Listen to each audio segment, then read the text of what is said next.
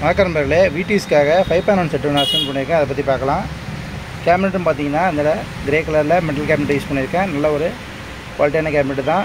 திக்னஸ்ன்னு பார்த்தீங்கன்னா 1 mm திக்னஸில் போட்டு ready பண்ணியிருப்பாங்க. நல்ல ஒரு குவாலிட்டியான கேபினெட் தான் நான் அதில் யூஸ் பண்ணியிருக்கேன். உள்ளே என்னென்ன போட்டிருக்கோன்னு சொல்லி நம்ம பார்த்துடலாம். ஃபஸ்ட்டு ட்ரான்ஸ்ஃபார்மர்னு பார்த்தீங்கன்னா 6 ஆம்பியர் நம்மளோட ஒரிஜினல் ட்ரான்ஸ்ஃபார்மர் தான் யூஸ் பண்ணியிருக்கேன். கண்டிப்பாக 6 ஆம்பியர் வரும். அதுக்கு தம்பி நம்ம வைண்டிங் பண்ணி நம்ம போட்டிருக்கோம். பவர் சப்ளைக்கு பார்த்தீங்கன்னா 35 மெட்டல் லேடும் 2 1063 கெப்பாசிட்டி போட்டிருக்கேன்.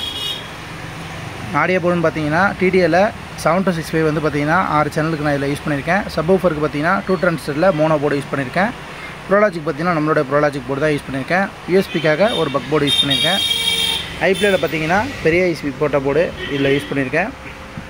ஒரு ஆக்ஸ் இன்புட்டும் இதில் இருக்குது. அதுமாதிரி ஹீட் சிங்க் பாருங்கள், நல்ல ஒரு குவாலிட்டியான ஹீட் சிங்க் தான். 10 லீஃபில் ஹீட் சிங்க் போட்டிருக்கேன். ஃபேன் வந்து பார்த்திங்கன்னா ஒன்று ஆட் பண்ணியிருக்கேன். இது வந்து பார்த்திங்கன்னா கஸ்டமரு சோனியில் ஹோம் தேட்டரோட ஸ்பீக்கர் செட்டப்புக்கு ஒரு ஆம்ப் வேணும்னு சொல்லி கேட்டிருந்தாங்க. அதோட பவர் ஆம்பிளிஃபையர் ஃபெயிலியர் ஆனதுனால இதுமாரி ஆம்பிளிஃபையர் எனக்கு செஞ்சு கொடுங்கன்னு சொல்லி கேட்டிருந்தாங்க. அவங்களுக்காக நான் ரெடி பண்ணியிருக்கேன். ஒரு சேனலுக்கு பார்த்தீங்கன்னா 25 வாட்ஸு இதில் RMS கிடைக்கும். அவங்க வச்சுருக்க ஸ்பீக்கருக்கும் இதுக்கும் பார்த்திங்கன்னா நல்ல ஒரு மேட்சிங்காக இருக்குது. சப்வூஃபர் பார்த்தீங்கன்னா 100 வாட்ஸில் 8 inch ஊஃபர் இருக்குது. அதில் இது 150 வாட்ஸ் நமக்கு அவுட்புட் வரைக்கும் நம்ம சொல்லியிருக்கோம். தாராளமாக இதில் யூஸ் பண்ணிக்கலாம். நல்ல ஒரு அவுட்புட் கண்டிப்பாக இருக்கும். இதோட அவுட்புட்டு பார்க்கலாம். இப்போ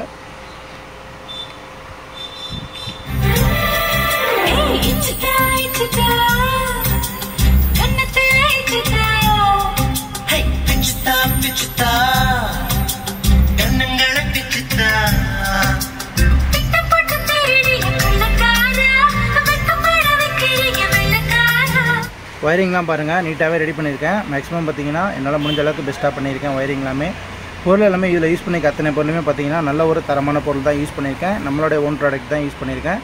நிறைய கஸ்டமர் பார்த்தீங்கன்னா போர்டு எல்லாமே பார்த்தீங்கன்னா வெளியில் நம்ம வாங்கி பண்ணுறோம். சில பேருக்கு வந்து புரிய வைக்க முடியல, வெளில வாங்கி பண்ணுறோமா இல்லை நம்ம அசம்பிள் பண்ணி வாங்கிக்கிறோமான்னு சொல்லிட்டு சில பேர் கன்ஃபியூஷன்லேயே கேட்குறாங்க. அவங்களுக்கு நான் டவுட்டை கிளியர் பண்ணுற மாதிரி பார்த்தீங்கன்னா சின்ன வீடியோவாக நான் இனிமேல் செட் ரெடி பண்ணுறதுக்கு முன்னாடி அவங்களுக்கு நான் அப்லோட் பண்ணுறேன்.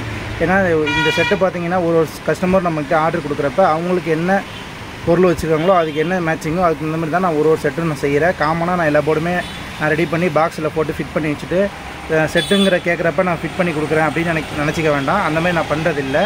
ஒரு இதுக்குமே பார்த்தீங்கன்னா நான் செப்பரேட்டாகவே நான் செட்டு செஞ்சிகிட்ருக்கேன். அதனால் அடுத்த வீடியோவில் உங்களுக்கு நான் டீட்டெயில் சொல்கிறேன்.